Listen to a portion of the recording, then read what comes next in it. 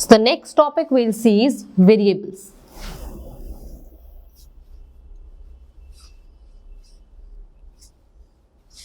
So variable acts like a container that can store a value in the memory.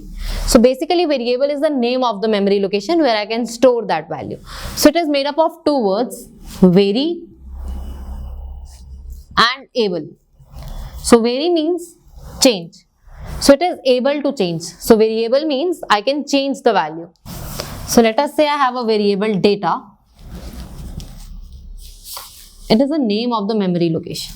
So inside the memory I have a location data where I can have the value, right? So Java is a statically typed language. So what is the meaning of statically typed? So what is the meaning of statically typed? It means that I have to tell the data type of this variable first. So if I want to store integer data type in this location, first I need to give the data type, let's say int, then the name of the variable data. So now in this data variable I can only store the integer values. So semicolon. So every line in the Java code ends with a semicolon. If I want to give value to this variable data, I'll say data is equals to 50. So this is called as initialization, this is called as declaration. I can do both of them in the same line also. I can say int data is equals to 50. So int data is equals to 50. So in this line I am declaring as well as initializing the variable in the same line. So now if I want to print this on screen, I can directly write system.out.print data. Inside the print function, if I write the statement with double quotes, everything that is written inside double quotes goes on the screen as such. So if I write without using double quotes, it assumes that whatever is written, it is a variable and it prints the value of the variable. So what if I want to print some string as well as a variable? So I'll concatenate both of them using a plus sign. So here in this example, I'm writing data it is a string. So I'm writing it using double quotes. Then I want to print the value of the data, that is a variable. So I'll write data without double quotes. And then for concatenating both of them, I'll use a plus sign. So next we'll see what are keywords and identifiers. Keywords are the reserved words of a language. So these are the special words that carry a specific meaning in that language. For example, for, if, we'll see the keywords later as and when we'll use them. So next are identifiers. Identifiers are the names of classes, variables. So how do we give the names to these? So there are some specific rules for doing so. So the first rule is, so in a variable name, there are some allowed characters. We can't use any other character than these. So what are the allowed characters? The allowed characters are the uppercase letters, the lowercase letters, the numbers, dollar sign and underscore sign, right? We cannot use any other character in the variable names. Next is, the variable name cannot start with a number.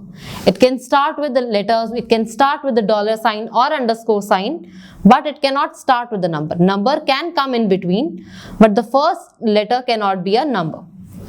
So the next point is, we cannot use any keyword as an identifier. So for example, main, public. So these all words cannot be a name of a variable. So now the variables are case sensitive. If I give capital A, B, C as a variable name, it is not same as this variable. So these are two different variables, right? So let's see a few examples of the valid variable names. So these are the examples of the variable names that are valid, and these are the examples of the variable names that are not valid. The variable names given on the left side are valid as they are following all the rules given above. The variable names on the right side are not valid. The first one has a space character in between, which is not an allowed character. The next name starts with a digit. The third one has a plus character. The next one has a minus character. And the fifth one has an ampersand character. All these characters are not allowed. Next we'll see data types.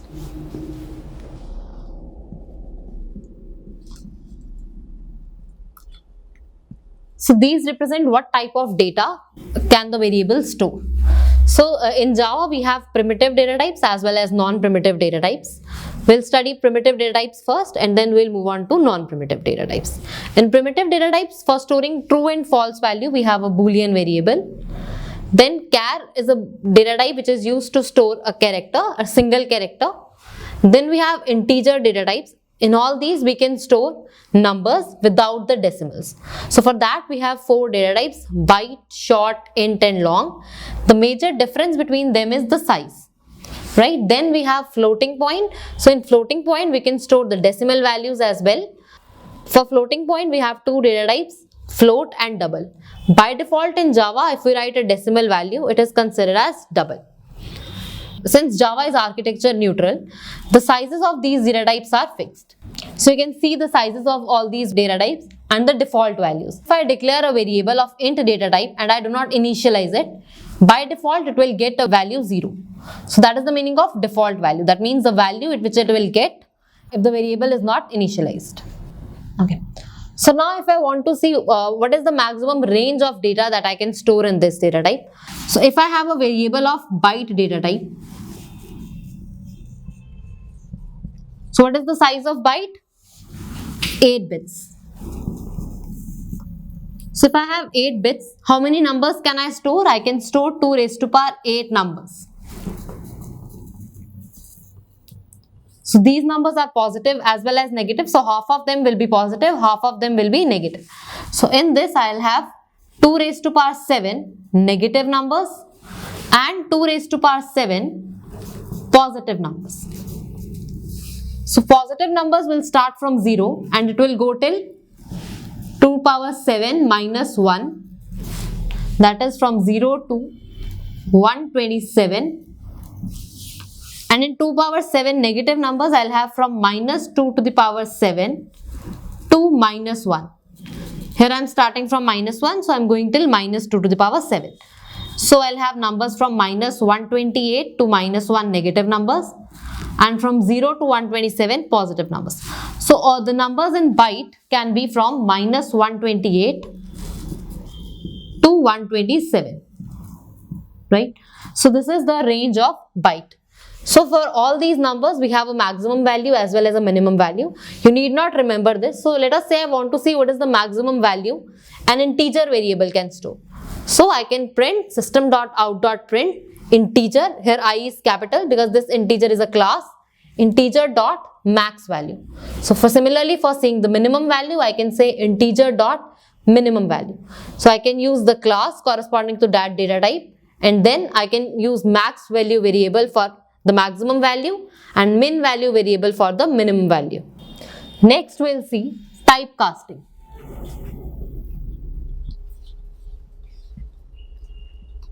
So typecasting means changing the type of a variable. If I want to change data type of variable, I use typecasting. So there are 2 types of typecasting. One is widening. Another one is narrowing. So widening typecasting means when I want to change the data type of a variable and the data type is originally small and I want to change it to a data type whose size is bigger. So this is done automatically. I do not need to do anything here. It is done automatically by the compiler. Let's see an example. If I have an integer variable 9 and I change it to double, so in double 9.0 will be stored, right? So if I want to change the type in this order when the size is increasing, then it is widening typecasting. This is done automatically by the compiler. If I want to do it in reverse, that is I want to change the data type from the higher size towards the data type which is of lower size, then that is called as narrowing typecasting and it has to be done manually. So how do I do it? If I want to change the data type to int, I'll write int, put it in parenthesis and I'll place this before the variable name. So if the variable name is d, I'll place int in parenthesis before the variable name. So now this variable will be converted to int data type. So let's see an example. If I have a double variable and I stored the value 9.78 in it, and when I convert it to an integer, the value in the integer will be stored as 9 only. The decimal part will be truncated. Next we'll see command line arguments.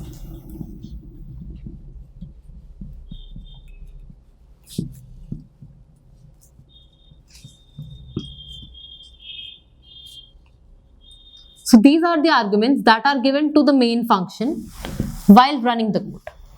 So in this example, for running the code, we use the command Java, then the name of the class, and then all these arguments, these are called as command line arguments. So all these arguments are treated as string and they are stored in the args array. So this args, it is an array of strings. So all these arguments are stored in args array. So args, it is an array of strings. So all these arguments individually are treated as string. So in this example, if I want to see the length, I can use args dot length.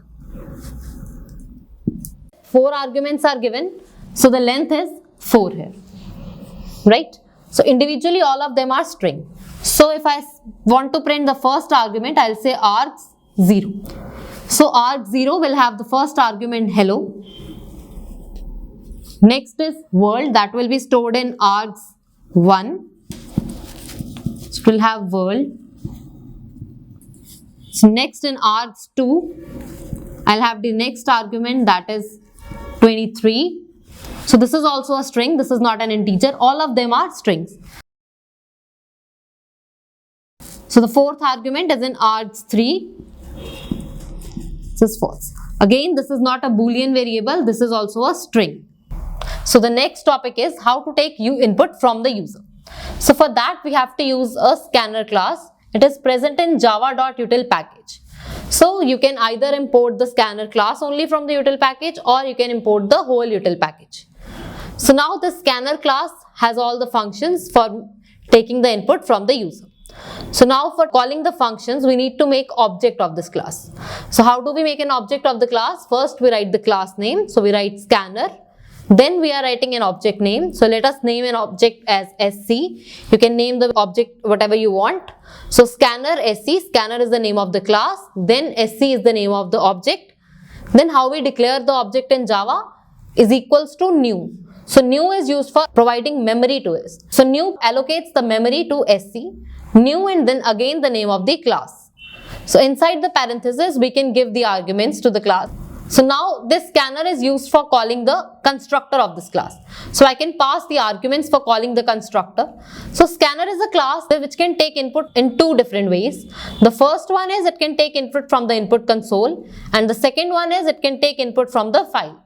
So since for now we are taking input from the user, so we are using console input, we are not taking input from the file. The argument we'll give here is system.in. Here S is capital. So this is the input stream from where we have to take the input. So scanner is the name of the class, SC is the name of the object, is equals to new, which is used for allocating memory. Then scanner, then we are calling the constructor. System.in, it is an argument provided to the constructor which tells the scanner class that I have to take input from the console. Right? Now SC is the object. So if I want to call the functions for taking input, I'll use object.function name. So the function is next int. So how do we call it? Object name, that is SC dot function name. The function name is next int. For taking double input, the function is next double. So I'll call it as object name, that is SC dot next double.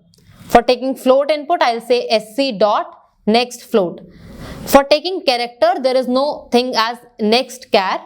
We can take a string and then we can take the first character of the string. We'll study that later when we'll see how to take the input as character. So for taking string input, there are 2 ways, next line and next. So if I do not want to stop at the white space and I want to take the complete line as input, I'll use the function next line. Let us see an example illustrating the difference between next line and next. So if the input string given is welcome to victory point, and I am taking input in S1 using next line function. In this case, S1 is able to store the complete input string, that is welcome to victory point.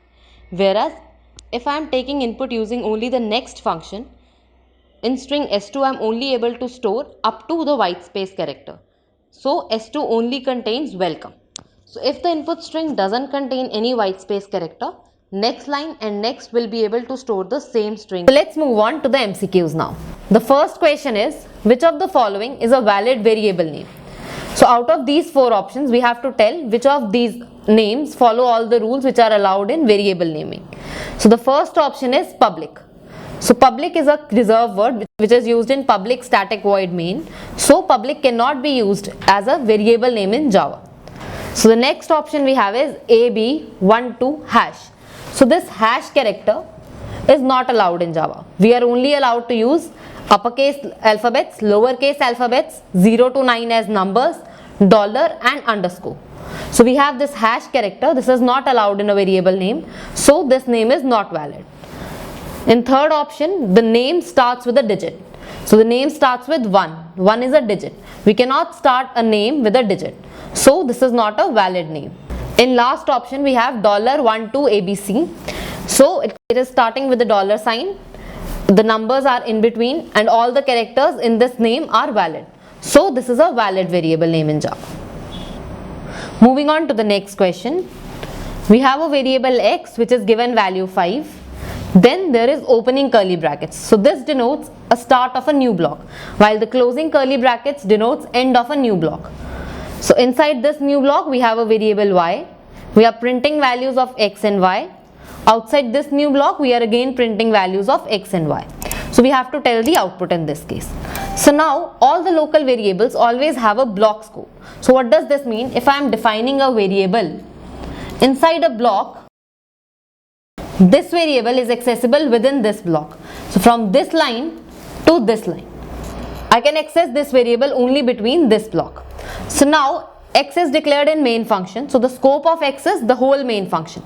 So I can access x in both of these print statements. Whereas y is declared inside the secondary block. Y is accessible only inside the secondary block. I cannot access the value of y outside the secondary block. So in the second print statement, y is not accessible. So this will return compilation error. So let's see the next question. Which method is given parameters via command line arguments? So with the help of command line arguments, we can give parameters only to main function. So the answer is main. Moving on to the next question. Which of these data types is used to store command line arguments? So we saw all the command line arguments are stored in an array where the individual data type of each of the argument is a string. So for storing command line arguments, string data type is used, right? So let's see the next question. How many arguments can be passed to main? So as we know, there is no limit to the number of arguments which we can pass via command line arguments. So we can pass infinite number of arguments. So let's see the next question. Which of these is a correct statement about args in this line? So args is command line arguments. So we have to tell which of these is correct. So the first option is args is a string. We can have multiple strings in args array. The next option is args is a character. So it's definitely not a character. In C option we have args is an array of strings. So this is correct. Moving on to the next question. We have to tell output of this code when the command given is Java example welcome to victory point. So while running the code, we always give the command as Java, then name of the file, then all the arguments are command line arguments. So in this case, after Java example, we are given welcome to victory point. So welcome to victory point is command line arguments. So now all of them are stored in args array, where welcome is stored as first element of the array. So welcome is args 0, 2 is args 1 and victory point is args 2. So now I have to print args 0. So at 0 index we have welcome. So the output of this code will be welcome, right? So let's see the next question. So in this question also we are given the same command to the program, but I am printing args. So I am printing the whole array args. That means I am printing the whole command line argument. The full command line argument is welcome to victory point. So in this case the output will be welcome to victory point. So let's see the next question. So here the command given to run this program is Java example. So I have not given any argument after Java example. That means I have not giving any command line argument to this program. So args doesn't have any argument. So what will be the length of the args array? It is 0. So args.length is used to calculate the length of command line arguments. So here I am checking if args.length is greater than 0. But what is the value of args.length? It is 0. So if 0 is greater than 0, returns false. So my if statement will not run. We'll see if in later classes, but just for now, just understand that what we do in if statements, we check a condition. If the condition inside this if is true, we execute all the statements written in the if block. So this if condition is false, so we do not execute the statements written inside the if block. So we do not get any output. So in this case, this snippet will compile, but it will not print anything on the screen. So thank you everyone. We'll meet in the next lecture.